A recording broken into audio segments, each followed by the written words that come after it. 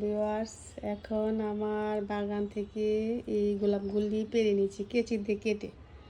দেখুন আমার হাতে এখনও কেচি দিয়ে কেটে এনেছি। এগুলি ফুলদানিতে রাখবো। ওই যে ছোট ছোট গাছ, যে পাতাবাহার গাছ ঘরে রেখেছি, এইগুলো পানিতে রেখেছি, তো তাই এগুলোতে আমি এই গাছগুলি রাখবো, ফুলগুলি রাখবো। ফুলগুলি রাখলে একটা এক্সট্রা সুন্দর বাড়ে আর কি, ঘরে সৌন্দর্য বৃদ্ধি পায়। তাই আমি এই গাছটা প্রায় করি। আর আমার গোলাপে এখন এগুলো শীতকালে অবশ্য ফুটে, কিন্তু এখন গরমকালেও ফুটছে গোলাপগুলি। বেসিক্যালি এগুলি শীতকালেই ফুটে, কিন্তু এবার একটু যত্ন করি, বেশি পানি দিই, তাই দেখা যাচ্ছে ফুলগুলির সাইজ একটু ছোটো হয়ে গেছে, বাট ফুটে এই আর কি।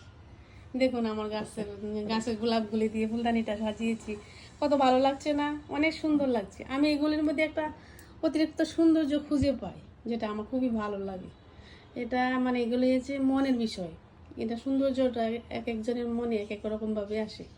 আমার কাছে এগুলি খুবই ভালো লাগে, মানে গাছের গোলাপ দিয়ে, গাছের ফুল দিয়ে ফুলদানি সাজিয়ে রাখতে।